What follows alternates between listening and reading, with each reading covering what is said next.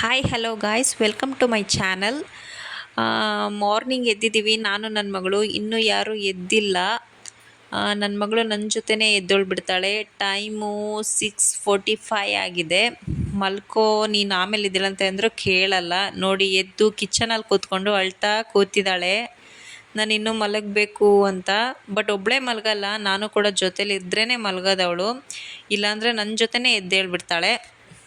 Sunday ಬಂತಂದರೆ full ಖುಷಿ. ಇಬ್ಬರೂ ಕೂಡ ಲೇಟಾಗಿ ಎದ್ದೇಳ್ತೀವಿ, ಒಂದು 7:30 ಹಂಗೆಲ್ಲ ಎದ್ದೇಳ್ತೀವಿ. ಆದರೆ ಡೈಲಿ ಸ್ಕೂಲಿಗೆ ಹೋಗ್ಬೇಕಲ್ಲ, ಅದಕ್ಕೋಸ್ಕರ ಕೆಲಸ ಎಲ್ಲ ಬೇಗ ಆಗಲ್ಲ. ಅವಳನ್ನ ರೆಡಿ ಮಾಡೋದು, ಕಳಿಸೋದು ಅದೆಲ್ಲ ಅಂತ ನಾನೇ ಬೇಗ ಎದ್ದೇಳ್ತೀನಿ. ಸೊ ಅವಳಿಗೂ ಕೂಡ ಡಿಸ್ಟರ್ಬ್ ಆಗುತ್ತೆ. ಅವಳು ನನ್ನ ಜೊತೆಗೆ ಎದ್ದೇಳ್ಬಿಡ್ತಾಳೆ. ನಾವು ಬೆಳಗ್ಗೆ ಎದ್ದ ತಕ್ಷಣ ಖಾಲಿ ಹೊಟ್ಟೇಲಿ ಬಿಸಿ ನೀರನ್ನು ಕುಡಿತೀವಿ. ಬಿಸಿ ನೀರನ್ನು ಖಾಲಿ ಹೊಟ್ಟೇಲಿ ಕುಡಿಯೋದ್ರಿಂದ ಡೈಜೆಷನ್ ತುಂಬ ಚೆನ್ನಾಗಾಗುತ್ತೆ. ಹಾಗೆಯೇ ಖಾಲಿ ಹೊಟ್ಟೆಲಿ ಬಿಸಿನೀರನ್ನ ಕುಡಿಯೋದ್ರಿಂದ ವೆಯ್ಟ್ ಲಾಸ್ ಕೂಡ ಆಗುತ್ತೆ. ನನ್ನ ಮಕ್ಕಳಿಗೂ ಕೂಡ ಬೆಳಗ್ಗೆ ಎದ್ದ ತಕ್ಷಣ ಖಾಲಿ ಹೊಟ್ಟೆಲಿ ಬಿಸಿನೀರನ್ನ ಕುಡಿಸ್ತೀನಿ ಡೈಲಿ.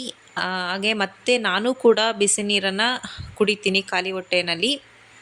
ಹಾಗೆ ಇವತ್ತು ಬಿಸಿನೀರನ್ನ ಕುಡಿದ್ಬಿಟ್ಟು ಇವತ್ತು ಚಪಾತಿ ಮಾಡೋಣ ಅಂತ ಹಿಟ್ಟನ್ನು ಕಲಿಸ್ತಾ ಇದ್ದೀನಿ.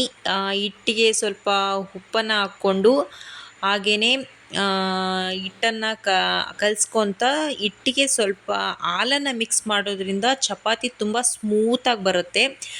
ನೈಟ್ವರೆಗೂ ಇಟ್ಟರೂ ಕೂಡ ಚಪಾತಿ ತುಂಬಾ ಸ್ಮೂತಾಗಿರುತ್ತೆ. ಆಮೇಲೆ ನಾವು ನಮ್ಮದು ಟಿಫಿನ್ ಆದಮೇಲೆ ನಾವು ಡೈಲಿ ರಾಗಿ ಅಂಬಲಿನ ಕುಡಿತೀವಿ. ಈ ರಾಗಿ ಅಂಬಲಿನ ಕುಡಿಯೋದ್ರಿಂದ ತುಂಬಾ ಬೆನಿಫಿಟ್ಸ್ ಇದೆ. ಫೈಬರ್, ಕ್ಯಾಲ್ಶಿಯಂ, ಕಬ್ಬಿಣ, ಪ್ರೋಟೀನ್ ತುಂಬಾ ಯೂಸ್ಫುಲ್ ಇದೆ ಇದರಿಂದ. ರಾಗಿ ಮಾಲ್ಟನ್ನ ಡೈಲಿ ಕುಡಿಯೋದ್ರಿಂದ. ಸೊ ನೀವು ಕೂಡ ರಾಗಿ ಮಾಲ್ಟನ್ನು ಕುಡೀರಿ ಅಂತ ನಾನು ಹೇಳೋದಕ್ಕೆ ಇಷ್ಟಪಡ್ತೀನಿ. ಆಮೇಲೆ ನಾನು ಚಪಾತಿನ ರೆಡಿ ಮಾಡ್ತಾಯಿದ್ದೀನಿ. ಸೊ ನನ್ನ ಮಗಳಿಗೆ ಸ್ಕೂಲ್ಗೆ ಲಂಚ್ ಬಾಕ್ಸ್ ರೆಡಿ ಮಾಡಬೇಕಲ್ವಾ. ಏನು ಪ್ರಾಬ್ಲಮ್ ಅಂತಂದರೆ ಲಂಚ್ ಬಾಕ್ಸ್ಗೆ ಏನು ಇಡೋದು ಅಂತಲೇ ತಾಯಂದ್ರಿಗೆ ತುಂಬಾ ಪ್ರಾಬ್ಲಮ್ ಆಗುತ್ತೆ. ಏನಿಟ್ರೂ ವಾಪಸ್ ತೊಗೊಂಬರ್ತಾರೆ. ನನ್ನ ಮಗಳ ಸ್ಕೂಲಲ್ಲಿ 11:30ಗೆ ಸ್ನ್ಯಾಕ್ಸ್ ಇರುತ್ತೆ. ಸ್ನ್ಯಾಕ್ಸ್ಗೆ ಇವತ್ತು ನಾನು ಗೋಡಂಬಿ ದ್ರಾಕ್ಷಿ ಹಾಗೆ ಬಿಸ್ಕೆಟ್ನ ಇಟ್ಟಿದ್ದೀನಿ. ಹಾಗೆ 1:30ಗೆ ಲಂಚ್ ಬಾಕ್ಸ್ ಇಡಬೇಕು. ಇವತ್ತು ಚಪಾತಿ ರೋಲ್ನ ಮಾಡಿದ್ದೀನಿ. ನೋಡಬೇಕು ಇವತ್ತು ತಿಂತಾಳ ಹಾಗೆ ವಾಪಸ್ ತೊಗೊಂಬರ್ತಾಳ ಅಂತ. ಏನಿಟ್ರೂ ಉಳಿಸ್ಕೊಂಡೇ ಬಂದಿರ್ತಾಳೆ. ಪೂರ್ತಿ ಅಂತೂ ಖಾಲಿ ಮಾಡ್ಕೊಂಡು ಬರೋದಿಲ್ಲ ಅವಳು. ಸೊ ಅದಕ್ಕೋಸ್ಕರ ಏನು ಲಂಚ್ ಬಾಕ್ಸ್ ಇಡಬೇಕು ಅಂತಲೇ ಗೊತ್ತಾಗಲ್ಲ. ಡೈಲಿ ಒಂದೊಂದು ಥರ ಐಟಮ್ಸ್ನ ನಾನು ರೆಡಿ ಮಾಡ್ತಾನೇ ಇರ್ತೀನಿ ಅವಳಿಗೋಸ್ಕರ. ಅವಳಿಗೆ ಇಷ್ಟ ಆದರೆ ಸ್ವಲ್ಪ ತಿಂದು ಬರ್ತಾಳೆ, ಇಲ್ಲ ಅಂದ್ರೇ ಹಾಗೇ ವಾಪಸ್ ತೊಗೊಂಬಂದುಬಿಡ್ತಾಳೆ. ಅವಳಿಗೆ ಲಂಚ್ ಬಾಕ್ಸ್ ಪ್ಯಾಕ್ ಮಾಡಿದಾದ್ಮೇಲೆ ನಾನು ಮನೆಗೆ ಚಪಾತಿ ಹಾಗೂ ಹೀರೆಕಾಯಿ ಎಣ್ಗಾಯಿನ ಮಾಡಿದ್ದೆ. ಚಪಾತಿ ಜೊತೆ ಹೀರೆಕಾಯಿ ಎಣ್ಗಾಯಿ ತುಂಬಾ ಕಾಂಬಿನೇಷನ್ ಚೆನ್ನಾಗಿರುತ್ತೆ. ನೀವು ಕೂಡ ಒಂದ್ಸಲ ಟ್ರೈ ಮಾಡಿರ್ತೀರ. ಸೊ ಮಾಡಿಲ್ಲ ಅನ್ನೋರು ಇವಾಗ ಟ್ರೈ ಮಾಡಿ. ತಿಂಡಿ ಎಲ್ಲ ಆದಮೇಲೆ ನನ್ನ ಮಗಳು ಬುಕ್ಸ್ ಪ್ಯಾಕ್ ಮಾಡಬೇಕು. ನೋಡಿ, ನನ್ನ ಮಗಳು ಓದ್ತಾ ಇರೋದು ಪ್ಲೇ ಗ್ರೂಪ್ ಆದರೂ ಎಷ್ಟು ಬುಕ್ಸ್ ಇದ್ದಾವೆ. ಬನ್ನಿ ನಮ್ಮ ಯಜಮಾನ್ರನ್ನ ಸ್ವಲ್ಪ ಎದ್ದೇಳ್ಸೋಣ. Good morning. ಸ್ವಲ್ಪ ಮಲಗ್ತೇನೆ. ಹೌದು, ಗುಡ್ ಮಾರ್ನಿಂಗ್. Good morning. ಹಾಂ, ಇನ್ನೂ ಸ್ವಲ್ಪ ಮಲಗ್ತಿದ್ದೆ ನಾನು. ಆಲ್ರೆಡಿ 9 ಗಂಟೆ ಆಗಿದೆ. ಏನೂ ಇಲ್ಲ, ಕೆಲಸ ಇಲ್ಲ. ಇವಾಗ ಸ್ವಲ್ಪ ಹೊತ್ತು ಮಲಗ್ತೇನೆ. ಸೊ ಸ್ಕೂಲಿಗೆ ಟೈಮ್ ಆಯಿತು. ನನ್ನ ಮಗಳನ್ನ ರೆಡಿ ಮಾಡ್ತಾಯಿದ್ದೀನಿ. 9:30ಗೆ ಸ್ಕೂಲ್ ಓಪನ್ ಆಗೋದು. ಸೊ ಇವಳನ್ನ ಎಲ್ಲ ಕೆಲಸ ಮುಗಿಸ್ಬಿಟ್ಟು ಮಕ್ಕಳನ್ನ ಸ್ಕೂಲ್ಗೆ ರೆಡಿ ಮಾಡಿ ಟಿಫಿನ್ ಪ್ಯಾಕ್ ಮಾಡಿ ಮಕ್ಕಳನ್ನ ಕಳಿಸೋ ಹೊತ್ತರಲ್ಲಿ ತಾಯಿಯೊಂದ್ರಿಗೆ ತುಂಬಾ ಸುಸ್ತಾಗ್ಬಿಟ್ಟಿರುತ್ತೆ. ಸುಸ್ತು ಅಂತಲ್ಲ, ಅದು ಒಂಥರ ಖುಷಿನೇ. ಬಟ್ ಸ್ವಲ್ಪ ಕಷ್ಟ ಆಗುತ್ತೆ ಅಷ್ಟೇ. ಅದರಲ್ಲೂ ತರಲೆ ಮಕ್ಕಳಿದ್ರೆ ಅಂದ್ರೂ ಬೇಗ ಮಾತೇ ಕೇಳಲ್ಲ ಅಂತಾರೆ. ನೋಡಿ, ನನ್ನ ಮಗಳು ರೆಡಿಯಾಗಿ ಸ್ಕೂಲ್ಗೆ ಹೋಗ್ತಿದ್ಯಾ? ಓದೇನಾಗ್ತೀಯಾ? ಏನಾಗ್ತೀಯಾ? ಏನು? ಡಾಕ್ಟರ್ ಆಗ್ತೀಯಾ? Very good.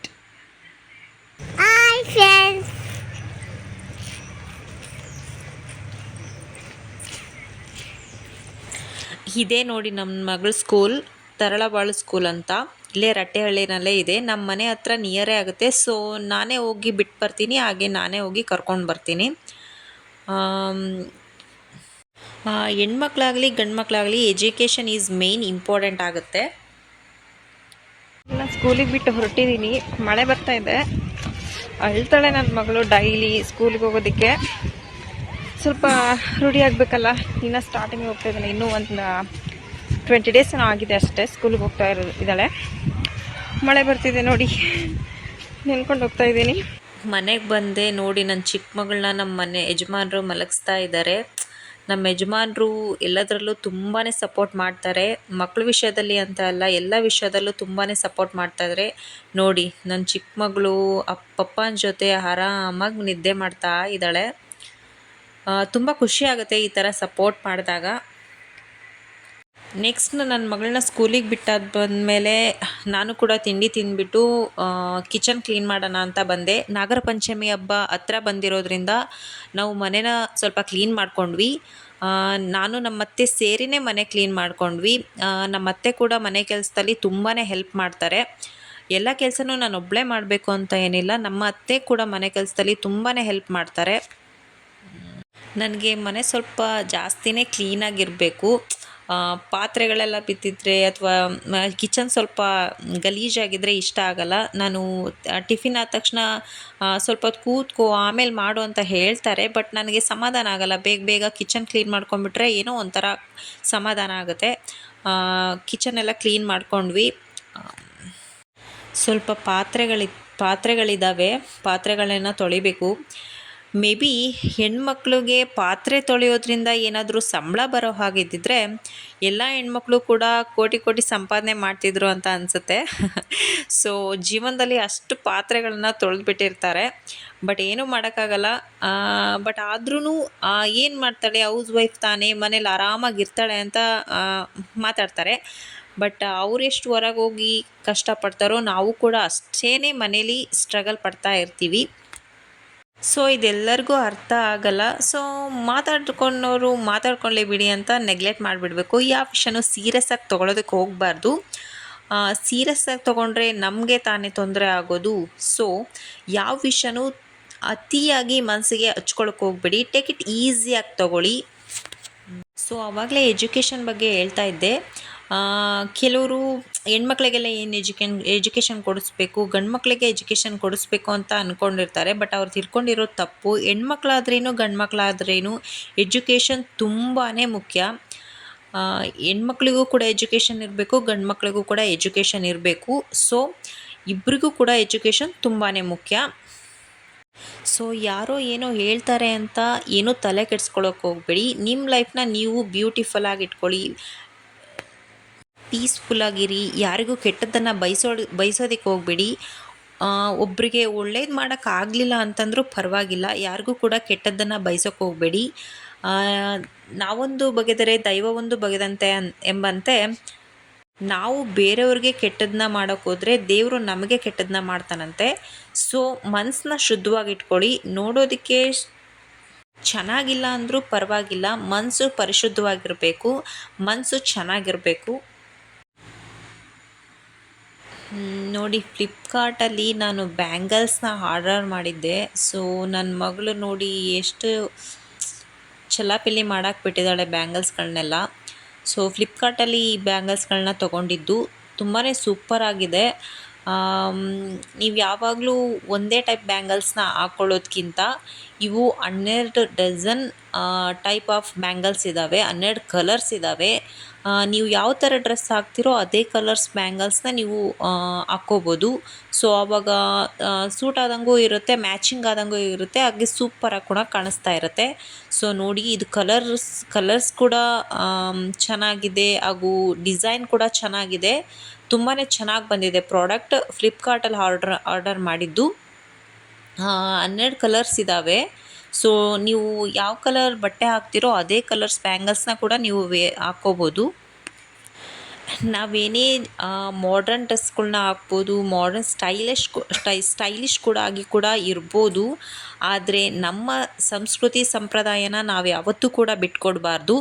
ಸೀರೆ, ಬಳೆ, ಕುಂಕುಮ, ಹೂವು ಇದೆಲ್ಲ ಕೂಡ ನಮ್ಮ ಸಂಸ್ಕೃತಿಯನ್ನು ಉಳಿಸೋ ಅಂಥದ್ದು.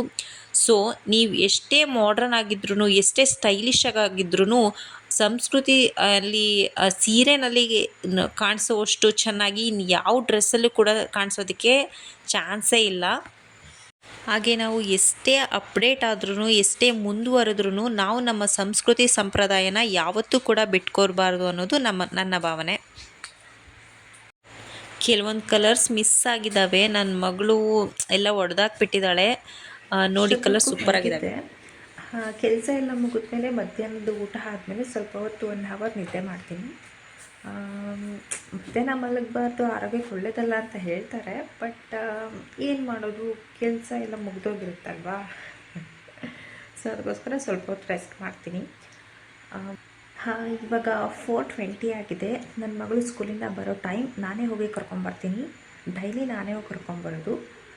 ಹೋಗ್ಬೇಕಾದ್ರೆ ಹತ್ಕೊಳ್ತಾ ನನಗೆ ಸ್ಕೂಲ್ ಬೇಡ ಅಂತ ಸ್ವಲ್ಪ ಹತ್ಕೊಳ್ತಾ ಹೋಗ್ತಾಳೆ. ಬಟ್ ಬರಬೇಕಾದ್ರೆ ಫುಲ್ ಜೋಶಲ್ಲಿ ಬರ್ತಾಳೆ. ಹೆಣ್ಣು ಪಾಪು ಆಗಲಿ ಗಂಡು ಪಾಪು ಆಗಲಿ, education is main important.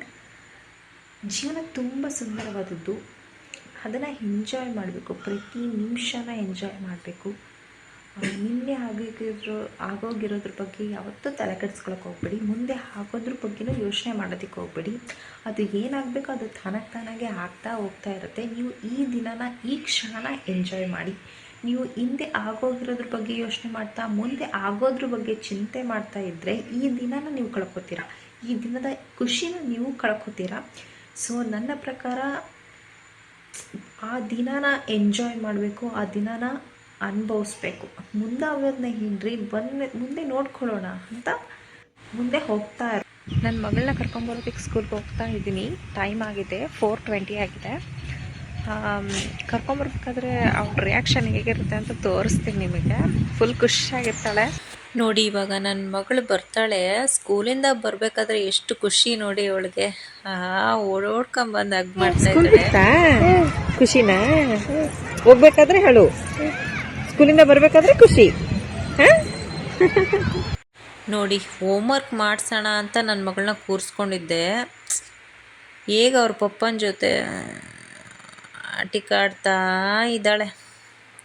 ಇವಳೇನು homework ಮಾಡೋ ಮೂಡ್ ಥರ ಕಾಣಿಸ್ತಾ ಇಲ್ಲ ಇವತ್ತು. ಅವಳ ಪಪ್ಪನ ಜೊತೆ ಕಾಮಿಡಿ ಮಾಡ್ಕೊಳ್ತಾ ಫುಲ್ ಖುಷಿಯಾಗಿ ಆಟ ಆಡ್ತಾ ಇದ್ದಾಳೆ. ಸೊ ಇವತ್ತೊಂದಿನ ನಾನು ಕೂಡ ಡಿಸ್ಟರ್ಬ್ ಮಾಡಲ್ಲ ಅವಳಿಗೆ. ಸೊ ಖುಷಿಯಾಗಿ ಆಟ ಆಡಲಿ. ಮಕ್ಕಳು ಖುಷಿಯಾಗಿರೋದಕ್ಕಿಂತ ಬೇರೇನು ಇದೆ ಹೇಳಿ ಅಲ್ವಾ?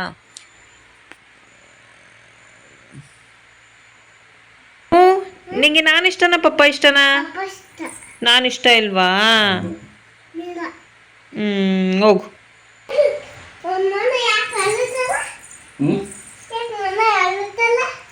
ನೋಡಿ ಫ್ರೆಂಡ್ಸ್, ನಾನಿನ್ನೊಬ್ಳು ಕೂತಿದ್ದೀನಿ ಅನ್ನೋದನ್ನೇ ಮರ್ತಿದ್ದಾರೆ ಇವರು. ನನ್ನ ಲೆಕ್ಕಕ್ಕೆ ತಗೋತಾರೆ.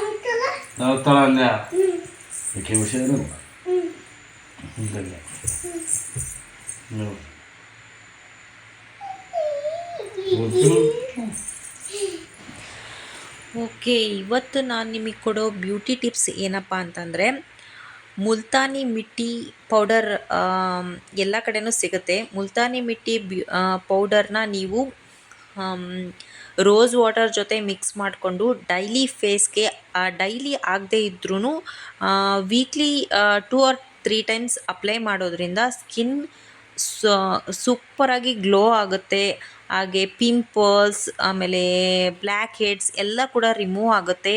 ನಿಮಗೆ ಫೇಸ್ ಒಂಥರ ಗ್ಲೋ ಅಂತ ಅನಿಸುತ್ತೆ. ನಾನು ಕೂಡ ಟ್ರೈ ಮಾಡಿದ್ದೀನಿ, ಒಳ್ಳೆ ರಿಸಲ್ಟ್ ಸಿಕ್ಕಿದೆ. ನೀವು ಕೂಡ ಟ್ರೈ ಮಾಡಿ. ಹಾಗೆಯೇ ಮುಲ್ತಾನಿ ಮಿಟ್ಟಿ ಪೌಡರ್ ಆಯಿಲಿ ಸ್ಕಿನ್ ಅವ್ರಿಗಂತೂ ತುಂಬಾ ಯೂಸ್ಫುಲ್ ಆಗಿದೆ. ಆಯಿಲ್ ಕಂಟ್ರೋಲ್ ಮಾಡುತ್ತೆ. ಸೊ ನಿಮ್ಮ ಫೇಸ್ ಕೂಡ ಗ್ಲೋ ಆಗುತ್ತೆ. ಸೊ ನೀವು ಕೂಡ ಮುಲ್ತಾನಿ ಮಿಟ್ಟಿ ಪೌಡರ್ನ ಯೂಸ್ ಮಾಡ್ಕೊಳ್ಳಿ ಅಂತ ಹೇಳ್ತಾ ಇವತ್ತಿನ ವಿಡಿಯೋನ ಮುಗಿಸ್ತಾ ಇದ್ದೀನಿ. Bye friends, take care.